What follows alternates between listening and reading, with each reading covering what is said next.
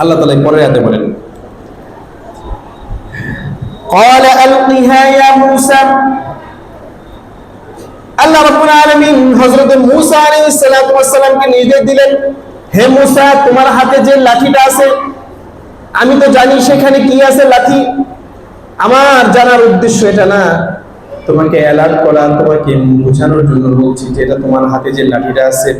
قال ألقها يا موسى، হে মূসা, তোমার হাতের লাঠিটা মাটিতে নিক্ষেপ করে দাও।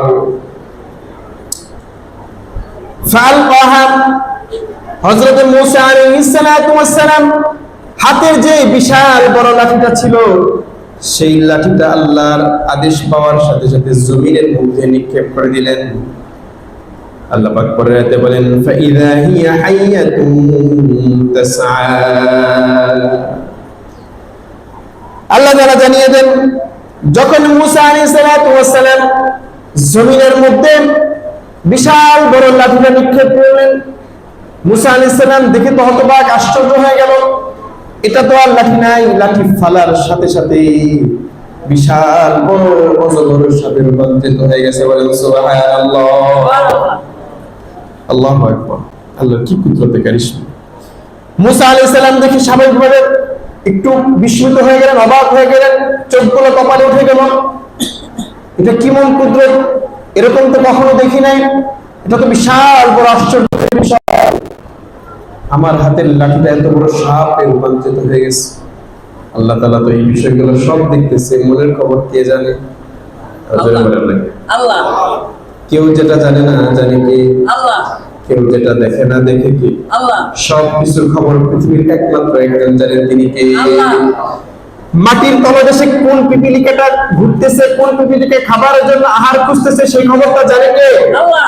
আল্লাহ পাক রব্বুল আলামিন সব জানেন। আল্লাহ পাক রব্বুল আলামিন মূসা আলাইহিস সালাতু ওয়াস সালামের এই অবাক এবং ভীতি দেখে আল্লাহ তাআলা সান্ত্বনা দিয়ে বলেন, আলা খুযহা ওয়া লা তাখাফ। হে মূসা, তুমি ভয় পেতেছো কেন? ভয় পাইও না, খুযহা, সেই সাপটাকে ধরো। মূসা আলাইহিস সালাম আরো ভয়, যেমনি আমি সাপ দেখে অবাক হয়ে গেলাম, আমার ভিতরে ভয় চলে আসলো, আমাকে আবার ধরতে বলছে।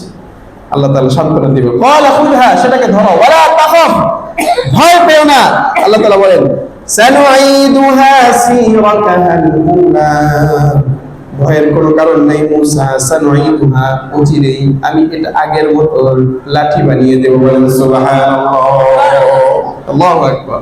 আল্লাহ তাআলা মূসা আলাইহিস সালামকে কিভাবে সান্ত্বনা দিয়ে বলেন যে ভয় পাওয়ার কোনো কারণ নেই, আমি এই লাঠিটাকে, এই সাপটাকে আমি আগের মতো লাঠির রূপ ধারণ করবো, তুমি চিন্তা করো না, ভয় করো না, সেটাকে ধরো, তুমি ধরার সাথে সাথে সেটা লাঠিতে রূপান্তরিত হয়ে যাবে। সুবহানাল্লাহ।